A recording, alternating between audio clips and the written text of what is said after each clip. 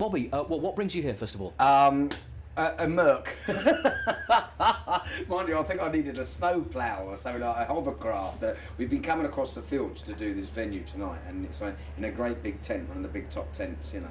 And the place is waterlogged. It's been chucking it down. I'm going to tell the audience that they've got good news. It's stopped raining. It's snowing now.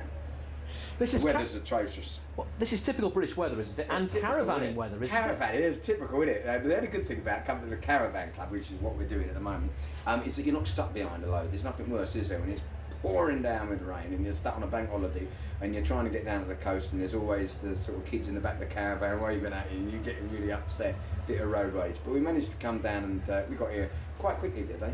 And you were on last night, weren't you? Yes, we did a different show last night. We did a big band. I do two kinds of shows. I do a big band show with Kenny Lynch, the legend, as we call him, and all Sinatra songs and a few jolly japes and jokes. And this tonight I'm comparing, and I'm just doing jokes and a bit of sort of singing and impressions and stuff. So normal thing like people know me for. I was going to say impressions. Yeah. I don't want you to give away your routine. You know, I'd hate to do that, but you know, so I'm sort of better do this one before he leaves. You know, I've got to work on Gordon Brown, and he's got to come in next. I haven't worked on him yet, so I have to have a look. But no, I'll keep up to date with the Ozzy Osbournes and all that. Oh, yeah, Ricky. I say I'm drunk, didn't I? Because I've got out of the car and got straight here, walked through the puddles, and I'm here. Just tell me about the preparation that you put in. I mean, there isn't any. I've been doing it for so long.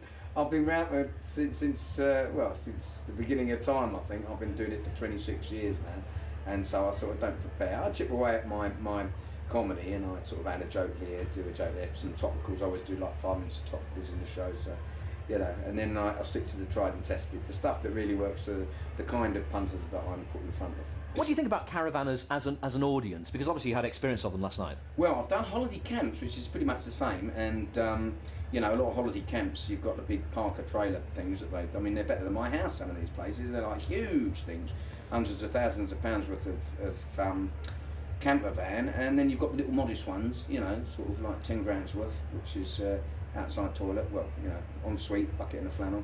And it's quite exciting. I took my children camping, you know, one of these little drive-along sort of bunk bed jobs.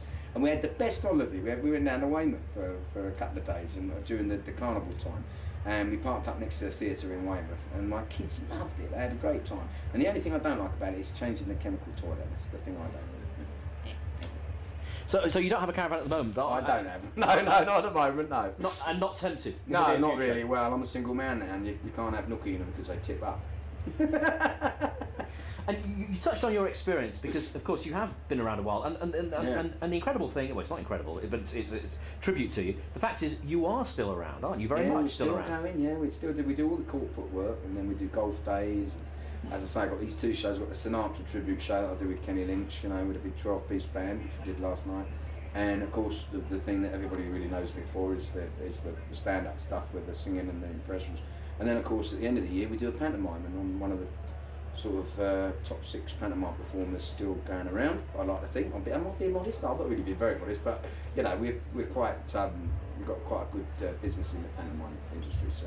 Yeah. Bobby, aside from talent, which is a given, what do you attribute this longevity, this long-term success to?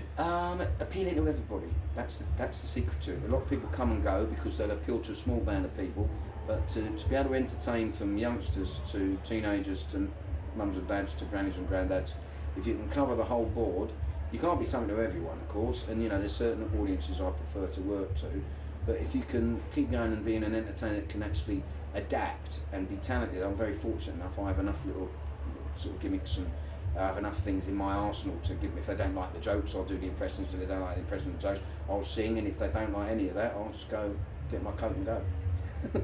Versatility.